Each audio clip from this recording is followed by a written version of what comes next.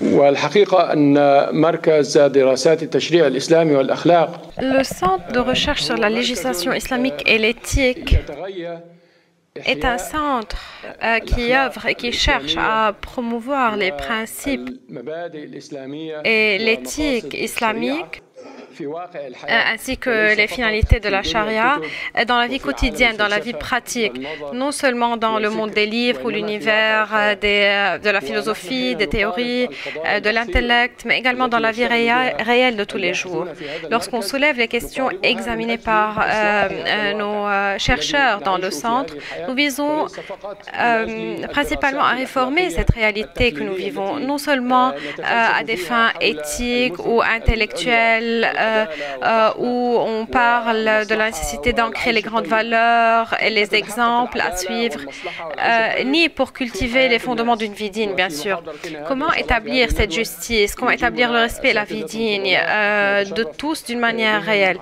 Pour creuser tous ces sujets dans cette conférence, nous avons le plaisir d'inviter parmi nous les honorables intervenants, dont cher Dr Ahmed Raissouni, notre cher confrère Dr Mus'ab El-Khair et M. Boyko Atanasov, qui parle l'arabe couramment, que Dieu guide ses efforts, bien sûr.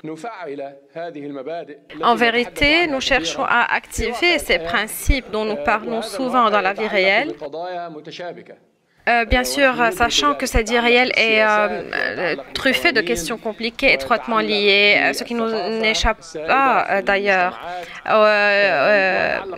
Donc elles sont liées aux politiques, aux lois, à la culture qu'il y a dans les sociétés, également aux questions du fiqh islamique.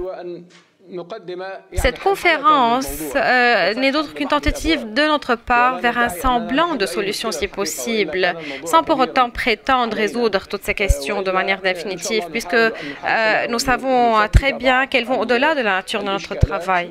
Nous espérons donc pouvoir au moins analyser ces problématiques en les passant en revue, pourvu que l'équipe de recherche du centre, dont notre chère consoeur Mme Zainab Rassouli, qui a organisé cette conférence, ainsi que Mme Al-Thani et Mme Haydarova, qui coopèrent avec la Qatar Foundation sur ce projet, sur les ouvriers immigrés, ainsi que tous les droits et politiques qui y correspondent au sein de la Qatar Foundation.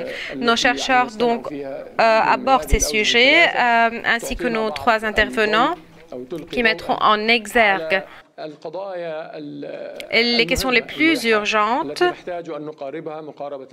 qui requièrent une approche éthique. En commençant par M. Boyko, permettez-moi d'éclaircir un point d'importance pour moi. Nous parlerons des ouvriers immigrés au Qatar sans que cela ne soit un problème limité au Qatar et non plus à la région du Golfe. On parle d'un problème d'envergure mondiale. Nous avons choisi de parler de ce problème dans son volet qatarien juste parce que nous nous trouvons au Qatar. Parlons donc de la situation des ouvriers immigrés à bas salaire qui travaillent principalement au Qatar, dans les projets de construction, dans les services publics et le travail domestique. Puisqu'à mon avis, ils s'inscrivent dans la catégorie des gens qui ont le plus besoin d'intervention et d'aide. Je voudrais en premier lieu vous décrire le processus de la migration vers Doha, le chemin vers Doha. Comment ces gens apprennent qu'il existe une opportunité de travail, une opportunité d'emploi au Qatar? Ils y vont par deux chemins, ces ouvriers immigrés, pour avoir vent de telles opportunités au Qatar. Le premier, c'est par le truchement de leurs membres de famille, leurs proches, qui communiquent avec eux, qui leur expliquent les conditions de travail, les bonnes conditions et les mauvaises conditions.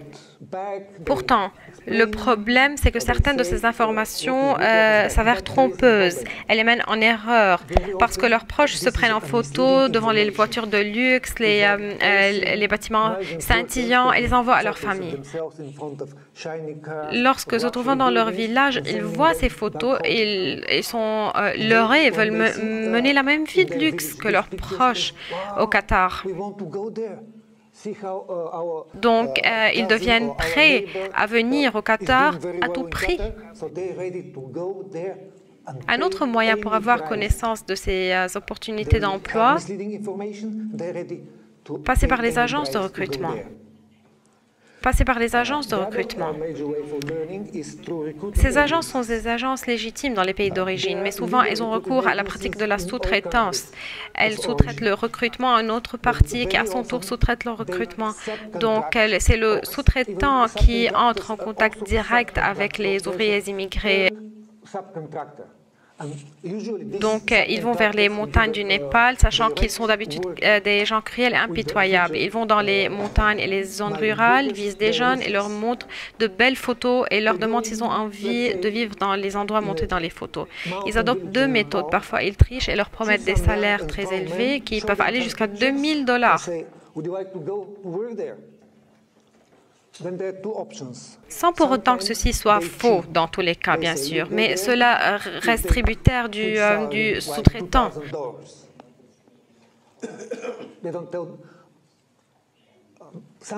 Il leur dit qu'afin de garantir cet emploi, il me faut de l'argent, jusqu'à requérir $2000, $3000, $4000. Un Népalais qui vit dans les montagnes ne possède pas, bien sûr, $2000. Il doit donc recourir à la vente de son bétail ou n'importe quel autre bien ou emprunter de l'argent. L'emprunt, il y a de très mauvaises conditions dans la plupart des cas. Donc, le sous-traitant attribue ce paiement à certaines procédures légales pour organiser l'arrivée de la personne au Qatar. D'autres problèmes qui accompagnent parfois cette sous-traitance portent sur le fait de tromper les ouvriers sur les conditions de logement, les salaires. Cette pratique est bien sûr illégale, que ce soit au Qatar ou dans leur pays d'origine. Deuxièmement, le fait de recevoir des frais de commission pour leur assurer un emploi est également une pratique illégale dans les deux pays, le Qatar et le pays d'origine. Il existe vraiment des frais de procédure dans les pays d'origine, mais elles ne sont nullement proches des sommes exorbitantes requises dont parlent les agences de recrutement. Donc, ces pratiques sont illégitimes, surtout que le sous-traitant les demande en argent liquide. De plus, on montre aux ouvriers une offre d'emploi, non pas le vrai contrat de travail. Ceci s'avère être une pratique trompeuse qui les induit en erreur parce qu'elle leur communique des informations trompeuses sur le salaire mensuel, les conditions de travail, de logement, leur congé annuel. À ceci s'ajoute le fait qu'ils ne sont pas fournis les informations propres à la culture, à la religion et au mode de vie des pays qu'ils ont choisis pour devenir leur pays de destination. Et ceci constitue un vrai choc pour eux lors de leur arrivée. À leur arrivée à Doha, ils sont d'habitude reçus par le représentant de l'agence de recrutement à Doha, qui leur demande alors de signer le vrai contrat de travail. Et voilà que se pose le problème. Parfois, le contrat est rédigé en arabe, une langue totalement étrangère pour ces ouvriers. Ils ne peuvent lire le contrat. Et ceci va à l'encontre de la loi de travail au Qatar. De plus, ils découvrent que le salaire qui leur est promis est différent de ce qu'ils toucheront chaque mois. Donc, ils doivent ou signer un nouveau contrat ou rentrer chez soi immédiatement. Bien sûr, ils ne peuvent rentrer à leur pays d'origine, parce qu'ils ont déjà des dettes à payer pour le travail au Qatar. Pourquoi vient-il au Qatar et que cherche-t-il exactement? Premièrement, ils cherchent un salaire qui les aide à repayer les dettes les dettes et les emprunts qu'ils ont déjà contractés. Le travail leur assure également la subsistance de leur famille et leur fournit, bien sûr, une petite part pour vivre dignement.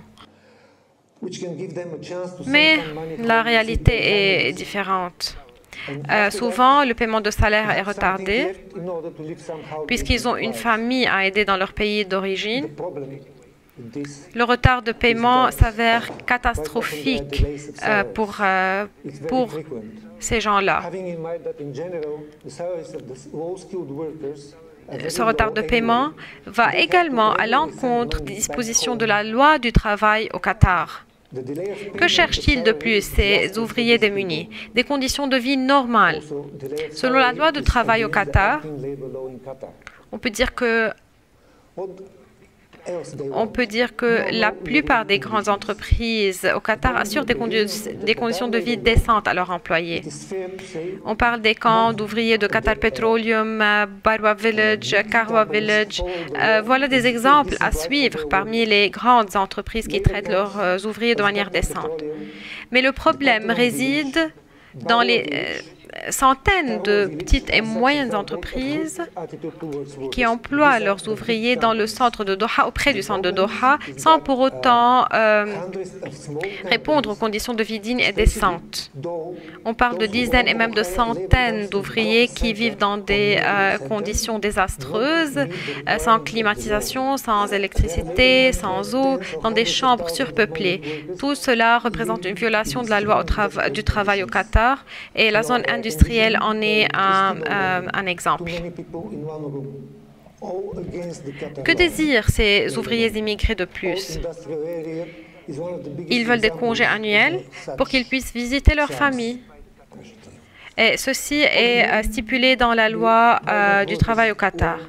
Pourtant, certains de leurs directeurs leur refusent la permission de voyager, refusent de leur payer les billets de voyage auxquels ils ont droit, bien sûr, par leur contrat de travail et la loi au Qatar, et leur refusent de permis de sortir. Tout cela va à l'encontre de la loi qatarienne. À mon avis personnel, l'existence même du permis de sortir constitue une violation flagrante des droits de l'homme. Que désirent les ouvriers immigrés? De recevoir l'indemnisation de fin de service. Et ceci est également stipulé dans la loi qatarienne. Le problème, c'est que dans la plupart des cas, les directeurs refusent de leur payer les indemnisations et les menacent qu'au cas où ils insistent à la recevoir, ils ne leur donneraient pas les permis de sortir. Que désirent les ouvriers immigrés? Ils ont envie de recevoir l'indemnisation pour les heures supplémentaires, bien sûr, et ceci est réglé dans la loi de travail au Qatar. Ils ont droit à cette compensation. Pourtant, les ouvriers, surtout dans les projets de construction, ils sont forcés à travailler pendant 10 à 12 heures par jour sans que les directeurs ne consentent à leur payer les heures supplémentaires. Encore une fois, une violation de la loi. Je voudrais maintenant parler des problèmes d'ordre général. Le système de la kafala prive le Qatar d'un marché de main-d'œuvre normal. Les ouvriers immigrés n'ont aucune motivation pour améliorer la qualité de leur travail et leur performance, et c'est l'industrie et le marché de main-d'œuvre qui en pâtissent. Dans ce contexte, je voudrais mentionner encore une fois la Qatar Petroleum, qui est dans des discussions non officielles, discussions officieuses avec les ouvriers, a été nommé le meilleur employeur au Qatar, puisque tous avaient envie de travailler à Qatar Petroleum. Leurs heures de travail, les conditions de travail, de logement sont très bonnes. Donc, c'est pour cela que les ouvriers sont vraiment enchantés de travailler à Qatar Petroleum. Il fait bon vivre à Qatar Petroleum. Dans certaines petites et moyennes entreprises, le sponsor laisse la direction de sa boîte à certains expatriés, des directeurs. Je parle ici des directeurs non qatariens. C'est bien ces directeurs qui sont en train de violer la loi sans que le propriétaire de l'entreprise, le sponsor, ne s'intéresse aux conditions de travail de ses employés. Il laisse tout à son directeur sans s'en occuper. Au fait, le directeur étranger, non qatarien, viole la loi. Le propriétaire de l'entreprise n'exerce aucun contrôle sur le travail. Selon le système de la kafala, lorsque l'ouvrier est assujetti à des conditions de travail médiocres, des conditions impitoyables, il peut décider de fuir le travail. Et c'est à ce moment-là que son statut devient illégal et sans qu'aucune institution ne puisse lui parvenir en aide. Un autre problème se rapporte aux travailleurs domestiques. Je parle des bonnes de maison, les jardiniers, les chauffeurs, qui ne sont pas inclus dans la loi de travail. Ceci rend d'une part leur vie bien sûr tolérable chez un sponsor étranger ou qatarien, mais d'autre part, ceci projette une très mauvaise image de l'État du Qatar envers les organisations internationales et à la communauté internationale, qui n'est pas de bon augure bien sûr pour le pays. Encore un problème, la pratique selon laquelle le directeur ou le manager confisque le passeport des employés ou des ouvriers. Ceci existe toujours, bien que ceci aille à l'encontre de la loi qatarienne. Ceci est dû à deux facteurs, le système de kafala et deuxièmement, les frais exorbitants que doivent payer les patrons et les employeurs aux agences de recrutement. Ceci m'échappe vraiment. J'ai eu une discussion avec mes collègues qatariens qui m'ont raconté que le recrutement d'une bonne de maison au Qatar est un processus très onéreux. Pourquoi? Pourquoi doit-il être onéreux? Est-ce tellement difficile de trouver des travailleurs domestiques? Non, ceci n'est pas tellement difficile. Pourquoi donc les agences fixent-elles des prix tellement élevés? Quitte à causer des problèmes qui ruinent la vie des ouvriers, forcer l'employeur à confisquer le passeport de son employé et l'empêcher de fuir et par là violer la loi. Donc ceci est dû à l'agence de recrutement, que ce soit dans les pays d'origine ou les pays de destination qui fixent des frais exorbitants. Voilà une question qui doit être bien réglementée.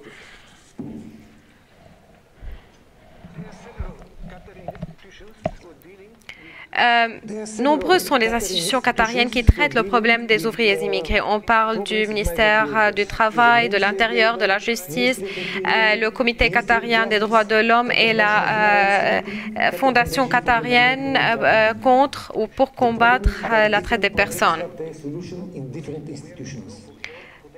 Pourtant, les problèmes sont si nombreux que leurs solutions relèvent de la responsabilité de plusieurs institutions. Les ouvriers ignorent à qui recourir. C'est un très grand fardeau à porter par les institutions, ce qui complique la vie des ouvriers en besoin d'aide. Nous avons besoin d'un système unifié.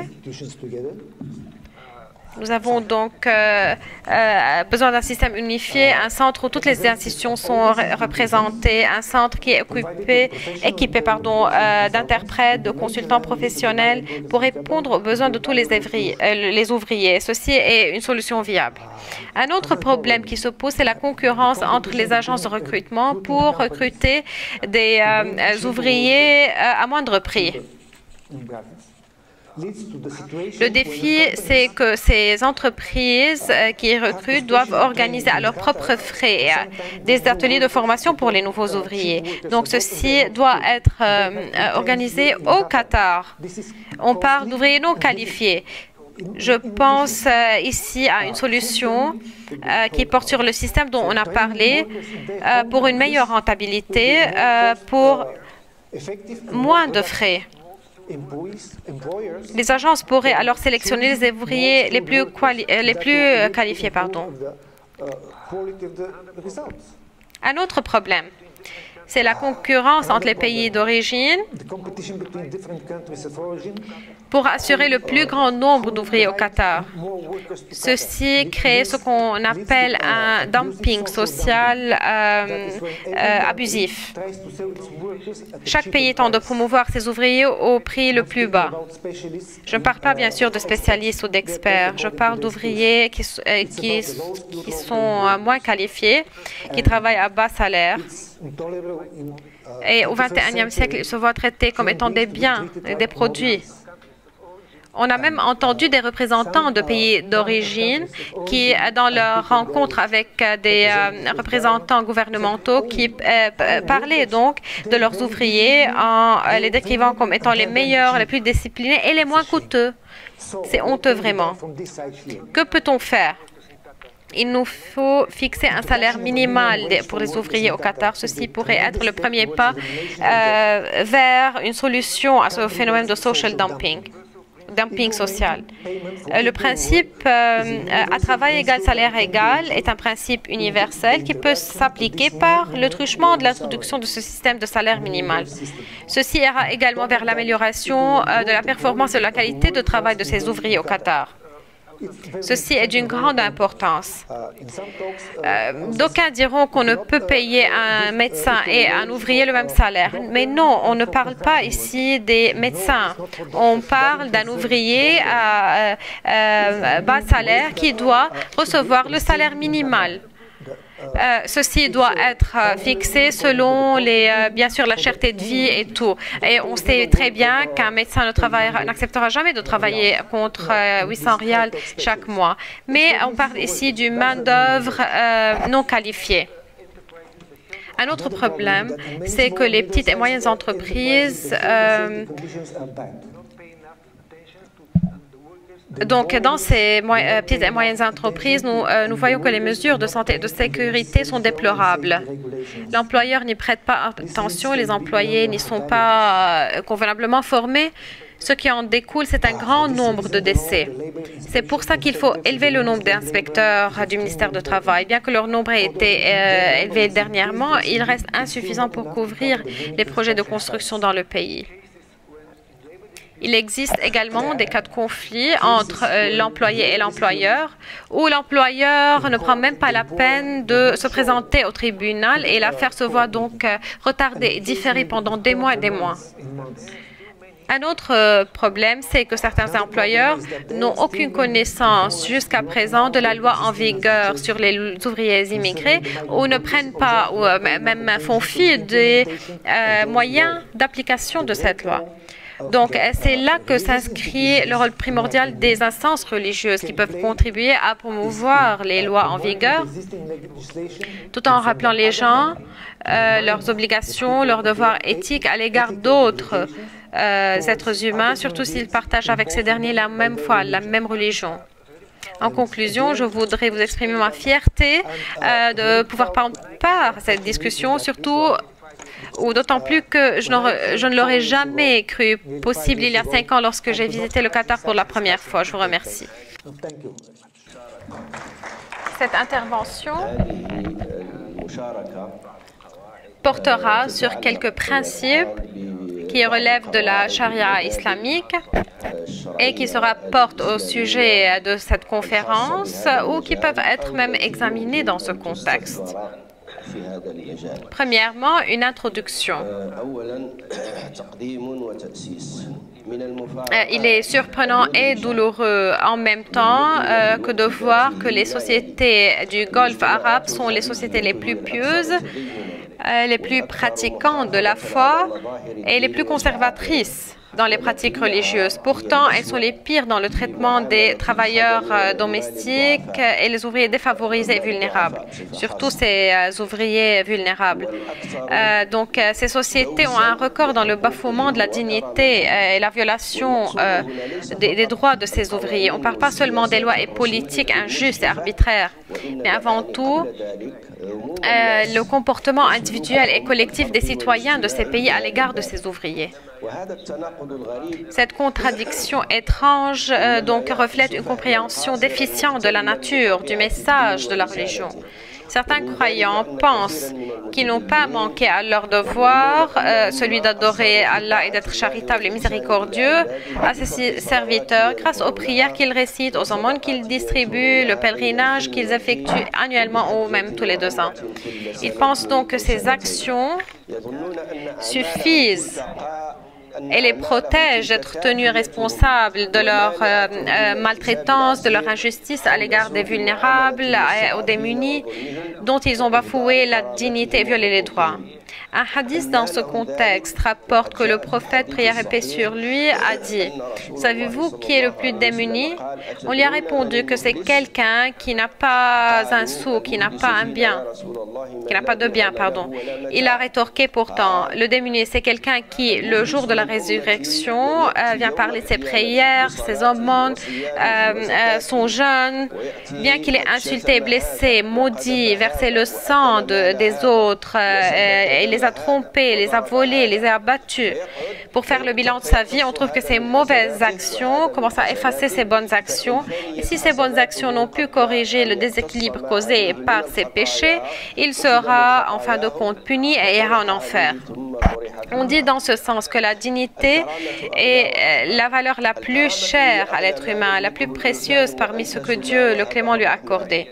Si l'on imaginait qu'un être humain avait un certain prix et qu'on a voulu calculer sa valeur, force est de considérer que 90% de cette valeur sera celle de sa dignité. On peut donc conclure qu'un être humain vaut sa dignité. Dieu Tout-Puissant a dit dans un verset qu'il a privilégié l'être humain, lui a offert la terre, les mers, ainsi qu'une multitude de biens, et l'a favorisé sur les autres créatures vivantes. Le savant Mohammed Tahir ibn Ashur a dit: le fait d'honorer quelqu'un, c'est un attribut que Dieu a accordé à l'être humain, seul, parmi toutes les autres créatures vivantes. Honorer quelqu'un, c'est le rendre honorable, cher, précieux et ne pas le sacrifier. Il va sans dire que cette dignité fut le don de Dieu à tous les êtres humains, sur un pied d'égalité bien sûr, sans qu'elle ne soit offerte à quelqu'un plus ou moins que l'autre, sans qu'elle n'augmente ni ne diminue de par sa richesse, sa pauvreté, son appartenance, sa couleur de peau, sa puissance, sa faiblesse, sa beauté, sa laideur et encore moins son statut social bien sûr. Il revient donc à la personne même de valoriser sa dignité par ses bonnes actions et ses vertus. C'est à la personne même qui choisit de perdre sa dignité par ses mauvaises actions et ses vices. Et c'est à Dieu que revient tout cela. Dieu a considéré que le plus digne parmi vous, c'est le plus pieux parmi vous, et Dieu est le plus savant. Le prophète, paix et prière sur lui, a dit que Dieu est seul et notre Père est seul et que nulle personne ne doit rien à l'autre, nul arabe ne doit rien à l'étranger, nul étranger ne doit rien à un arabe, pardon. La seule différence entre vous, c'est celle de la piété. Si quelques péchés commis par un particulier font qu'il ira en enfer le jour de la résurrection, bien qu'il fût quelqu'un de pied, de pratiquant, qui jeûnait, payait l'aumône, faisait le pèlerinage, que dire donc de ceux qui bafouent les dignités des autres et ne la prennent pas en considération et plutôt cherchent à les humilier, à les rabaisser? Comment peuvent-ils adopter cette conduite, bien que le prophète, paix et prière sur lui, rappelle et réitère que nulle personne ne doit tomber dans le mal d'humilier et de mépriser son confrère musulman? Le serviteur de Dieu, Ben Amr, a rapporté avoir vu le prophète lors de sa circumambulation autour de la Kaaba en chantant les louanges, en parlant de son parfum, de sa grandeur et de son caractère sacré. Celui qui veut suivre les pas du prophète doit respecter la dignité et la grandeur du pratiquant et n'avoir que les bonnes intentions à son égard. La conclusion de cette introduction est que l'être humain, en tant qu'être humain, est honoré aux yeux de son Créateur, qui le favorise sur toutes les autres créatures.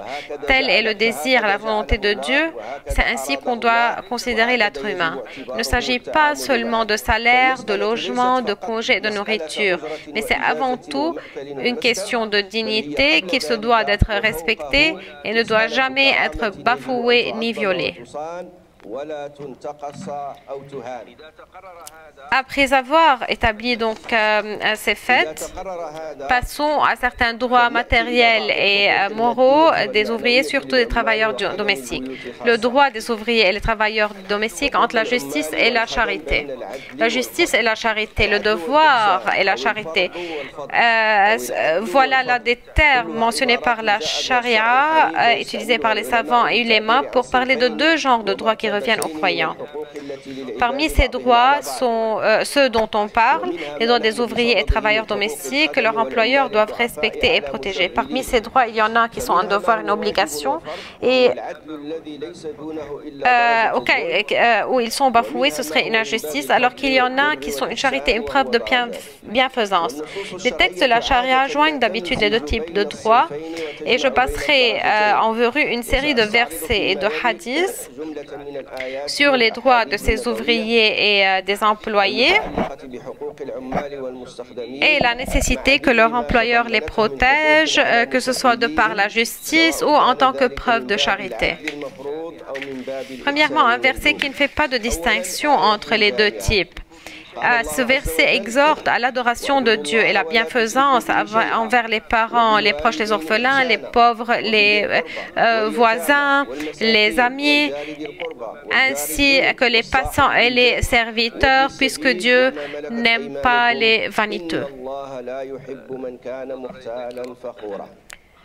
Puisque le temps ne le permet pas, je ne me pencherai pas sur ces versets et leur explication. Voilà un verset qui joue en toutes les personnes appartenant aux catégories de personnes démunies, aux personnes vulnérables, à ordonner la charité à leur égard. Lorsque Dieu nous exhorte à la charité, il est en train d'appeler à la justice, car la charité s'élève à un niveau supérieur à la justice. Par charité, on entend le fait de donner au-delà de ce qui est obligatoire. Tout ce qui est superflu est considéré comme étant une charité. Donc, il existe dans ce contexte un exemple à suivre dans la façon de traiter les serviteurs et les travailleurs domestiques. L'exemple est donné par Anas Sahabi qui a servi le prophète, prière et paix sur lui, pendant 10 ans. Il a dit qu'il n'a pas toujours été un serviteur, bien sûr, exemplaire. Parfois, il peut avoir manqué à des devoirs, à certaines tâches. Donc, pourtant, le prophète ne s'est jamais plaint pendant ces 10 ans du mauvais service que son serviteur lui rendait parfois. Force est d'analyser ce hadith pour en tirer les bonnes conclusions. De plus, il ne faut jamais battre son serviteur. Le fils d'Omar ben Khattab, que Dieu les agrée, a dit qu'une personne est venue rencontrer le prophète et lui racontant qu'il a un serviteur qui n'accomplit pas ses tâches de manière juste et qui fait preuve d'injustice et cause du mal. Il lui demandait s'il devait le battre. Le prophète lui a dit qu'il lui faut pardonner son serviteur 70 fois chaque jour. Le hadith donc est clair dans le sens qu'il ne faut jamais battre son serviteur, même s'ils se conduisent mal plusieurs fois par jour. On doit donc leur parler d'une manière charitable ou le laisser partir d'une manière charitable sans le battre.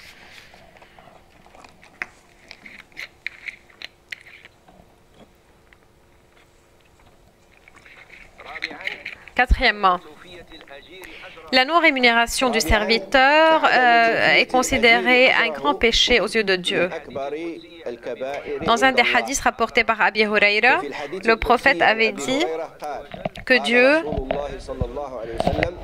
considère 3 péchés comme étant de grands péchés le jour de la résurrection, sachant qu'ils font de leur auteur un ennemi aux yeux de Dieu. Quelqu'un qui a promis au nom de Dieu sans avoir tenu ses promesses, quelqu'un qui a vendu quelqu'un de libre en échange de monnaie qu'il a utilisé à ses propres fins.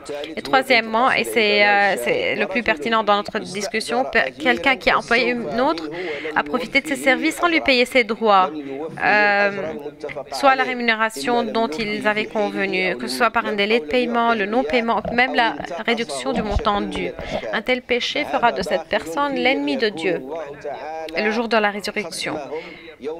Dans ce cas, on parle de cas ou d'une affaire plutôt de droit public.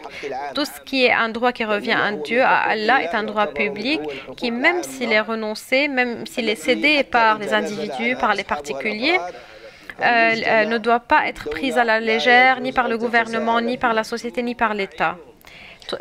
Cinquièmement, l'exhortation à les nourrir, les vêtir et leur venir en aide. On parle ici du hadith de Sahih al-Bukhari qui rapportait d'Ibn Suwaid qui a dit avoir vu Monsieur Abadan al-Rifari, que Dieu l'agrée, qui portait la hulla. On parle ici d'un vêtement formé de 2 pièces qui ressemble à nos vêtements d'aujourd'hui, sachant que les pauvres ne portaient qu'une seule pièce de vêtement. Donc il a vu Abadan qui portait lui et son serviteur la hulla, ce vêtement de 2 pièces. Lorsqu'on lui a demandé pourquoi, il a dit avoir insulté quelqu'un qui a rapporté l'altercation au prophète, fait prière sur lui. Le prophète lui a dit: as-tu insulté sa mère? Vos confrères, les serviteurs, doivent être nourris tout comme vous et vêtus tout comme vous. Vous ne devez pas les charger de travaux qu'il leur est impossible d'accomplir, sinon vous devez leur venir en aide afin qu'ils puissent s'acquitter de leurs tâches. Sixièmement, Un exemple répété par le prophète, paix et prière sur lui, dans certains hadiths, ou rapporté dans certains hadiths, mais on parle ici d'un exemple pratique dans le respect des droits des ouvriers qui a été suivi par nos ancêtres. Avant de passer à un autre paragraphe, pour parler des droits des ouvriers entre la dissuasion ou l'élément dissuasif juridique et la dissuasion religieuse.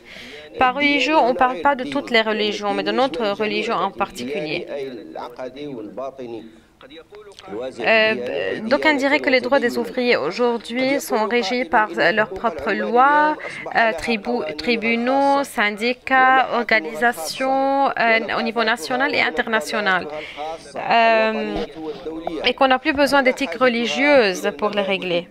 Je voudrais en premier lieu me féliciter de tous ces accomplissements, de tous les progrès au niveau juridique, législatif, syndical et au niveau de l'activisme.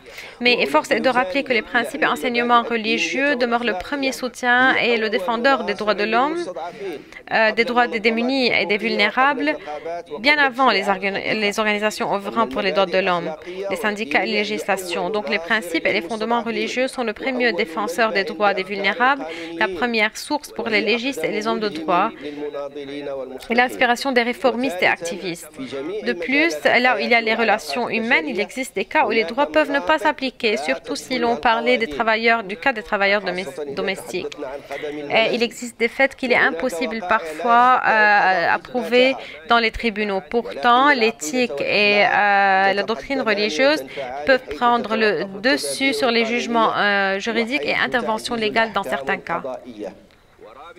Quatrièmement, la plupart des personnes vulnérables dont on parle aujourd'hui sont des personnes qui n'ont pas accès aux droits, aux procédures légales qui s'avèrent compliquées et très longues parfois. Il leur est également impossible d'entrer en contact avec les activistes et les organisations et les syndicats pertinents. Devront-ils donc être délaissés et continuer de souffrir à cause de leurs tyrans et leur impuissance, ou faut-il les soutenir en encourageant la dissuasion d'autres religions et promouvant la culture de charité et de bienfaisance?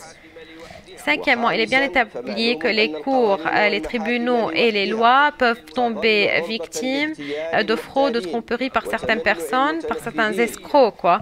Alors que d'aucuns pourraient refuser d'en appliquer les jugements et les sentences. De plus, il existe plusieurs brèches dans les lois que nul ne peut arriver à colmater, puisqu'il restera toujours des personnes qui peuvent faire un détour pour échapper à la loi. C'est pour cette raison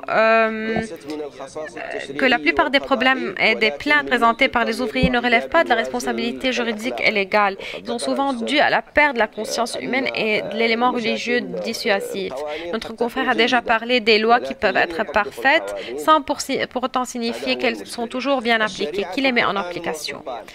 La charia et le Coran est le pouvoir ultime. Et pourtant, il ne s'agit pas seulement d'une doctrine et d'une conscience, non seulement des conseils et des sermons. Elle est accompagnée par son propre pouvoir, une force d'application obligatoire. Celui qui ne répond pas à l'appel de la foi et du Coran et l'exhortation à protéger les droits des autres sera lui-même privé de ses droits qui seront rendus aux ayants droit.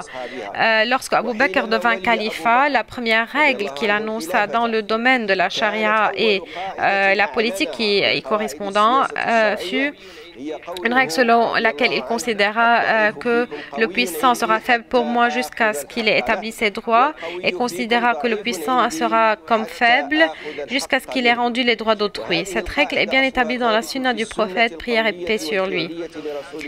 On a rapporté un hadith du prophète selon lequel il a dit que Dieu ne peut bénir une nation où le faible ne peut jouir de ses droits qui doivent lui être fournis par les puissants.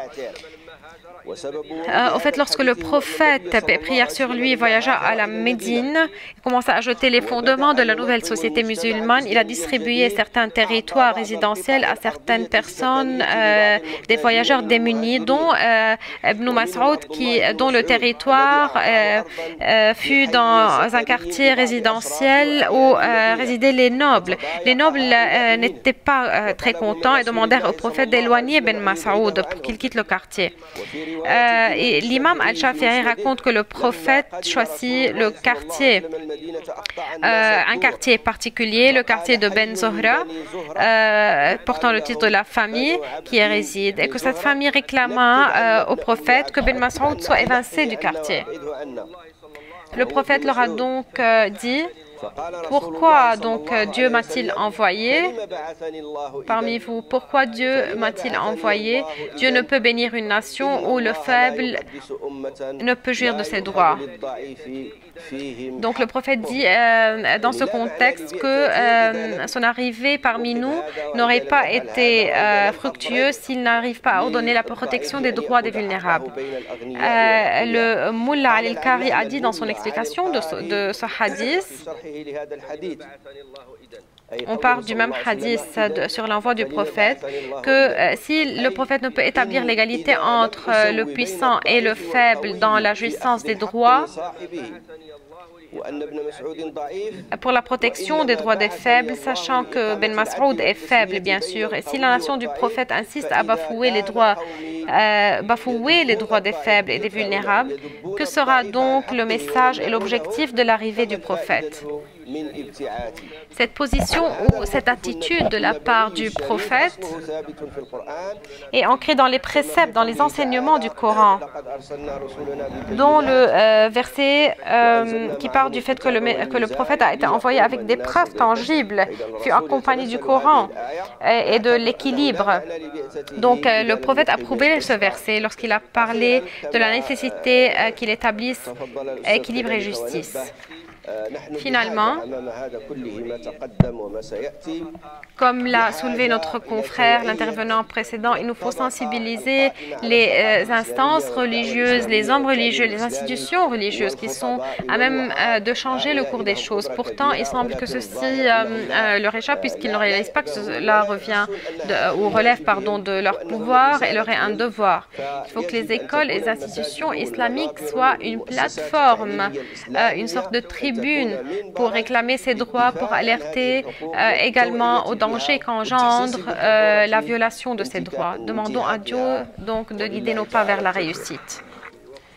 Je voudrais remercier le centre et je voudrais remercier toutes les personnes présentes dans cette salle pour pouvoir soulever ce sujet très vif. On parle ici le problème des ouvriers immigrés, non seulement au Qatar, mais également dans tous les pays du Golfe, comme l'a déjà mentionné M. Boyko dans sa première intervention. Le sujet dont on m'a chargé durant ma première correspondance avec le centre fut le sujet sur l'éthique du comportement ou de traitement des travailleurs domestiques. Puis, lorsque j'ai reçu le titre de la conférence, je l'ai trouvé plus général et ne se limitait pas aux travailleurs domestiques, au traitement des travailleurs domestiques. Il y a 2 jours également, j'ai reçu la traduction de M. Boyko sur les problèmes auxquels se heurtent les ouvriers immigrés. En me basant sur son intervention, j'ai essayé je vais tenter de rappeler quelques valeurs éthiques qui peuvent nous inspirer dans l'élaboration de solutions à ces problèmes, les problèmes des ouvriers immigrés. Afin de résumer son intervention sans pour autant répéter ce qu'il a déjà dit, je voudrais dire qu'il a parlé des problèmes de ces ouvriers avant même d'arriver au Qatar dans le paragraphe intitulé « Le chemin vers Doha ». Ces problèmes se limitent souvent aux informations trompeuses qui induisent ces ouvriers en erreur. On parle ici d'informations et de promesses qui essaient d'exploiter leurs besoins, leurs rêves, leurs ambitions dans des buts lucratifs, bien sûr. Les agences de recrutement tirent de très grands profits de ces ouvriers immigrés, même avant qu'ils quittent leur pays d'origine et arrivent au pays de destination à Doha ou dans les autres pays du Golfe. Lorsque ces ouvriers arrivent à Doha ou dans le pays de travail, ils se heurtent à une image totalement différente des promesses qu'ils ont reçues. Ils reçoivent le contrat de travail dans une langue totalement étrangère pour eux. Même s'ils peuvent lire le contrat, ils se voient forcés à signer ce contrat. Donc on parle ici d'une signature forcée due à la conjoncture de leur départ de leur pays natal. Ils ne peuvent retourner démunis encore une fois à leur pays. Ensuite, il a parlé des problèmes auxquels ils sont confrontés dans le logement, les conditions de travail, le droit, leurs obligations et les différentes institutions qui traitent de ces problèmes. Il a également présenté un nombre de solutions ou de recommandations de solutions sur les lois et les législations décisives, ainsi que la nécessité de promouvoir le rôle des instances religieuses dans la protection des droits de cette catégorie d'ouvriers et le fait de leur venir en aide pour traiter ces problèmes auxquels ils sont confrontés. J'ai eu un petit commentaire, je ne sais pas si je dois le dire. J'ai entendu M. Jasser durant l'introduction ou l'inauguration de cette conférence. Je l'ai entendu parler du message de ce centre. J'espère avoir mal entendu, au moins mal compris, lorsqu'il a comparé la recherche académique et le travail du centre, lorsqu'il a dit que le centre cherche à promouvoir l'éthique sans en parler d'analyse et la recherche. Si c'est vrai, je ne pense pas que ce message sera bien communiqué ou sera un message réussi. Je pense qu'il est nécessaire de commencer par une recherche académique avant de commencer à chercher les solutions pratiques, l'application pratique. Si la recherche académique parle des théories, le travail du centre doit relever de l'aspect ou de l'approche pratique qui y correspond ou qui ne s'en dissocie pas. J'espère avoir mal entendu ou mal compris. Donc j'ai mal entendu et j'ai mal compris, les deux ensemble. J'espère que nous convenons de cette idée, la nécessité que ces deux volets sont indissociables.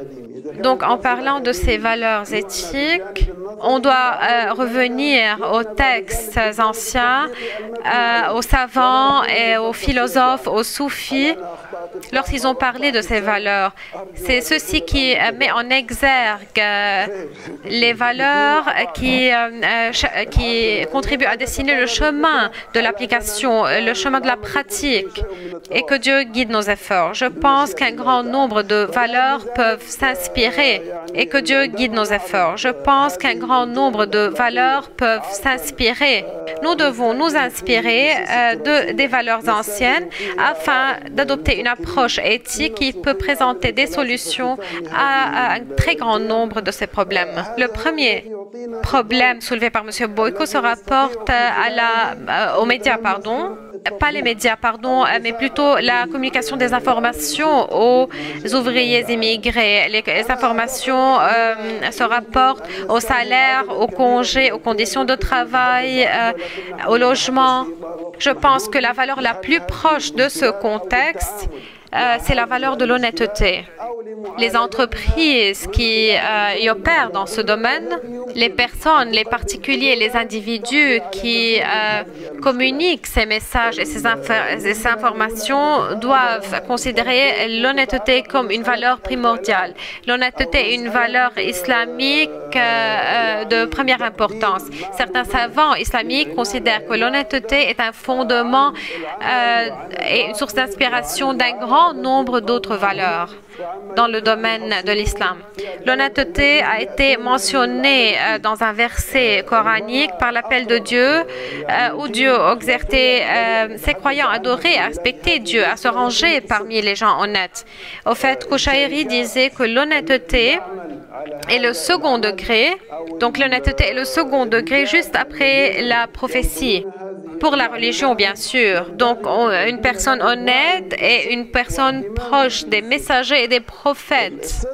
Ibn Mas'ud, et que Dieu l'a créé, a rapporté le hadith du prophète selon lequel l'honnêteté mène à la vertu. Je prononce ce mot en arabe, bir, la vertu, comme l'a voulu Al-Bukhari. Donc l'honnêteté mène à la vertu mène au paradis, et une personne ne peut être digne du paradis sauf si elle est honnête. Le mensonge mène à l'indécence mène à l'enfer, et la personne qui ment sera considérée aux yeux de Dieu comme un menteur. On passe ensuite à la tentative de comprendre la perception par les musulmans de la valeur de l'honnêteté. On parle ici de l'honnêteté dans la communication des informations honnêtes, des informations vraies. Il doit y avoir une correspondance entre la personne qui communique les informations et les informations. Il doit les informations doivent correspondre à la conscience de la personne qui les rapporte, ainsi que la personne dont on parle. On doit avoir ces trois facteurs. Asfahani en a parlé dans son livre Zaria, lorsqu'il a parlé de l'honnêteté, et a dit que par honnêteté, on entend ces trois principes. Il a ici parlé dans la sourate de Munafiqun, lorsque certains menteurs diraient que voilà le prophète et que Dieu sait que les menteurs sont des personnes qui communiquent de fausses informations. Donc, il peut y avoir une bonne information, mais rapportée par quelqu'un de mauvaise conscience. Ceci, donc, ne veut pas dire une honnêteté. Le prophète a également parlé du fait que l'opinion exprimée sur un certain... l'opinion exprimée n'a pas raison. Ceci nous rappelle bien sûr le hadith sur le type de gouverneur, les trois types, 2 à l'enfer et 1 au paradis. Parmi ceux qui sont à l'enfer, quelqu'un dont le jugement a été un jugement juste et équitable sans qu'il le sache, il est également donc il sera également envoyé à l'enfer. Donc ceci n'est nullement considéré comme étant la valeur de l'honnêteté. On ne parle pas d'honnêteté dans ce cas. De plus, on peut parler de la valeur d'honnêteté, comment la promouvoir, comment la valoriser.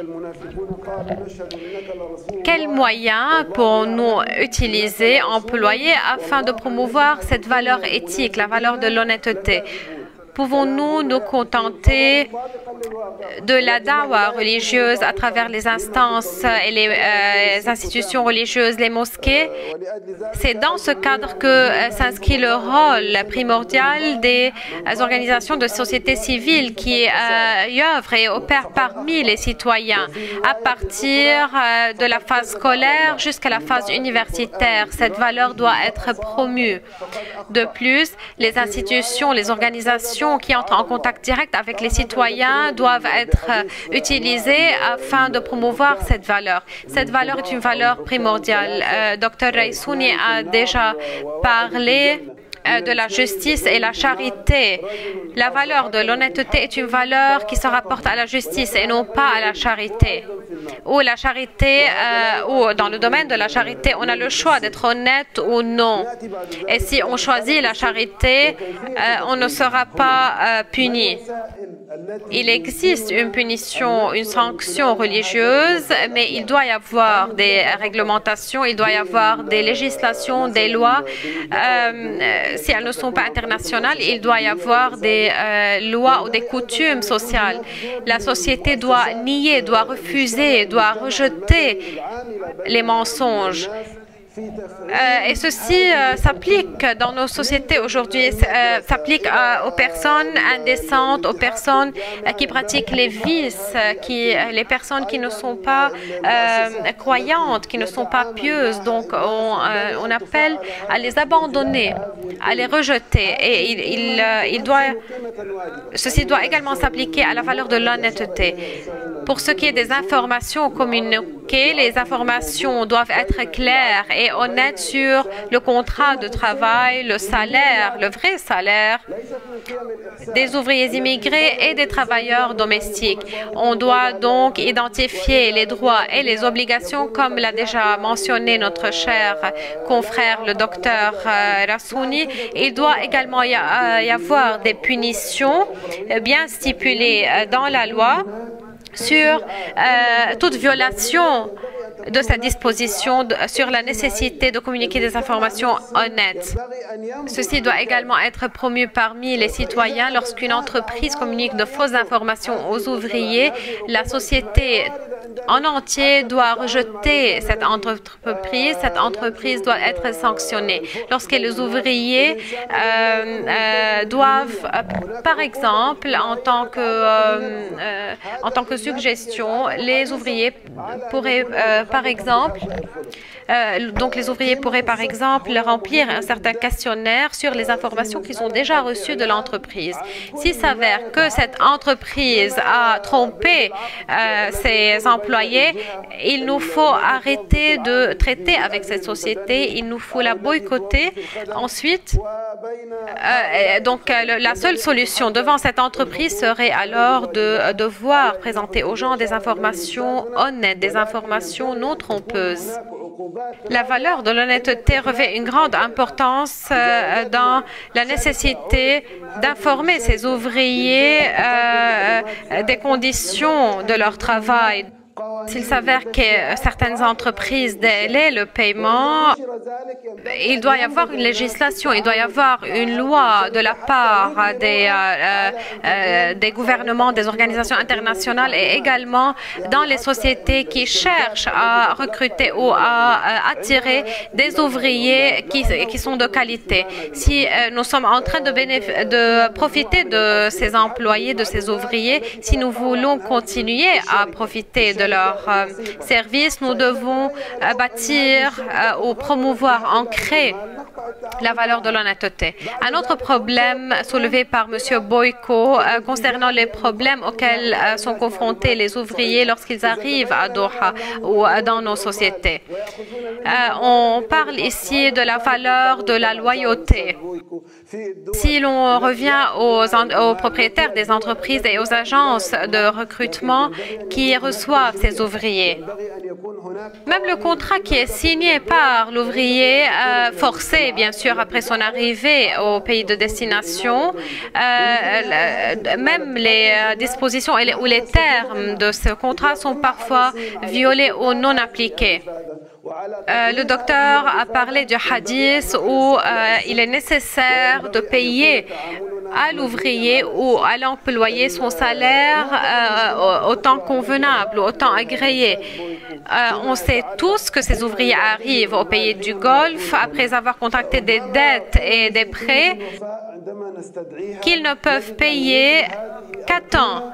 Donc, si le paiement est retardé, on entend toujours des cas de certains ouvriers qui passent d'une entreprise à l'autre et leurs salaires ne sont payés qu'après 4, 5, même jusqu'à 7 mois, donc presque un an, sans qu'ils touchent aucun salaire. Donc, ils contractent de nouvelles dettes, de nouveaux prêts. Ils s'endettent, il emprunte de l'argent de ses collègues. Donc, c'est une seconde dette pour lui. Si son employeur, si son patron lui paie à temps, il pourra s'acquitter de ses dettes dans son pays d'origine et pourra vivre dignement ici au Qatar, dans le pays de destination. On parle ici de la nécessité de promouvoir la valeur de la confiance. Nous devons protéger les droits de ces ouvriers. Ils doivent avoir confiance en nous que nous protégerons leurs droits.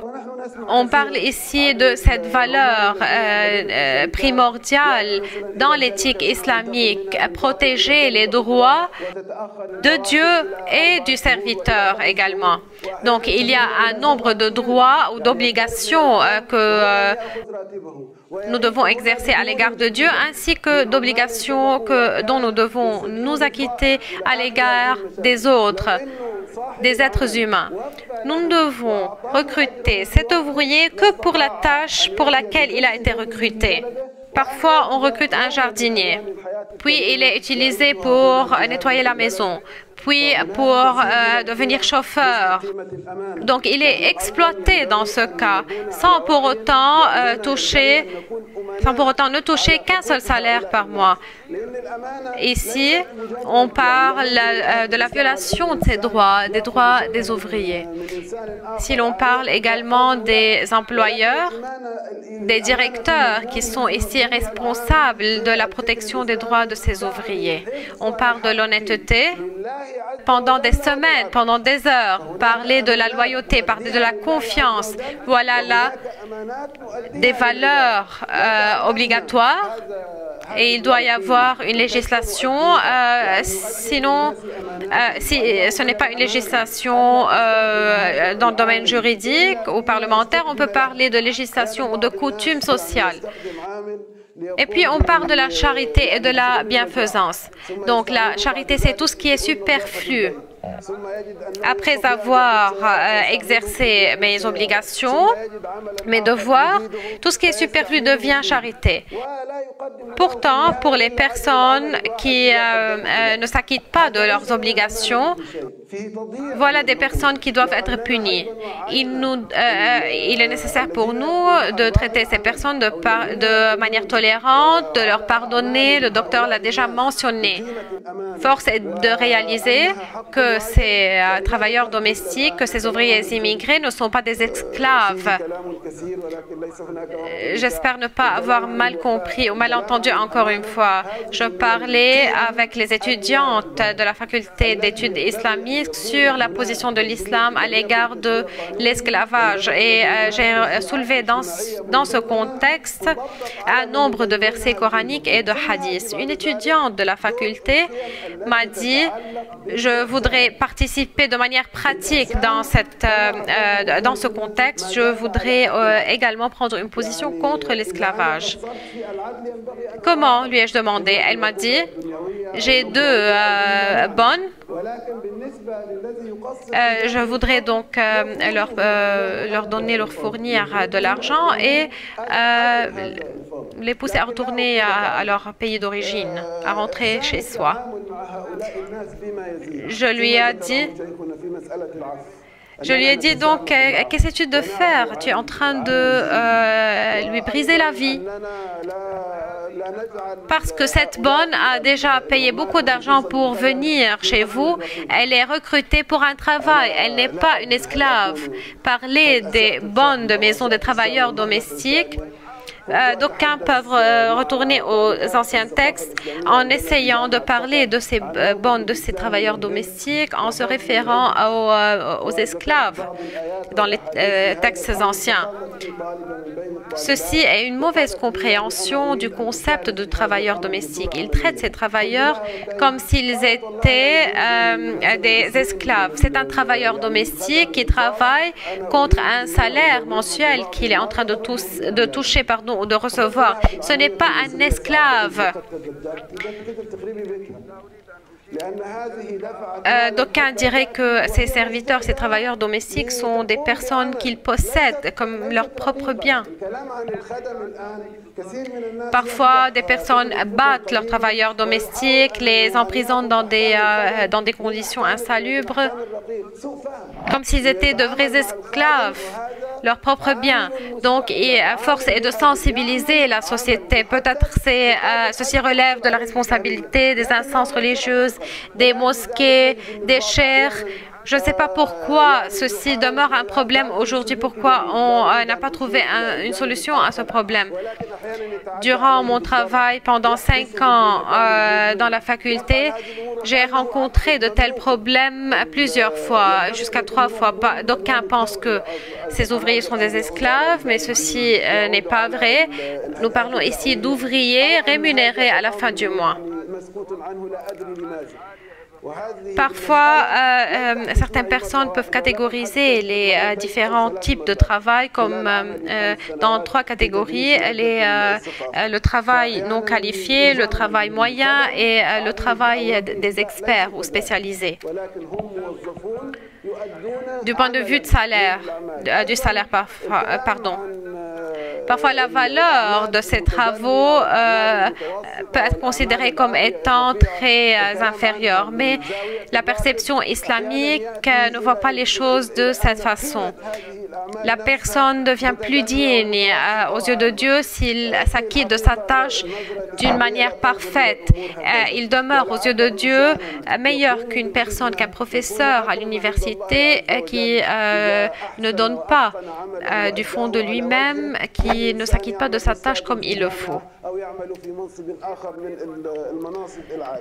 Je voudrais en conclusion dire que les valeurs, qu'elles soient les valeurs relevant de l'obligation ou de la charité, doivent être notre source d'inspiration dans la solution de tels problèmes. J'espère que Dieu nous entende et qu'il nous vienne en aide et guide nos efforts sur le bon chemin. Merci.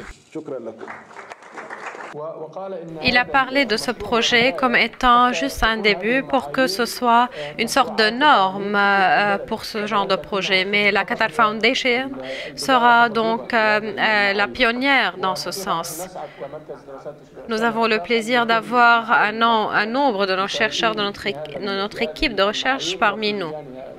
Vous parlez des chercheurs qui travaillent dans la Fondation. Oui. Nous parlons de la Fondation et les entreprises qui traitent avec cette Fondation. Pas le nombre le plus grand de chercheurs. Non, non, pas du tout. Mais c'est juste un début. Je voudrais, à la fin, remercier nos chers intervenants, nos chers participants également, chère audience. Je vous remercie pour cette discussion interactive. Je vous remercie. Je remercie tous les participants. C'est juste le début d'une longue discussion. Passez une bonne soirée.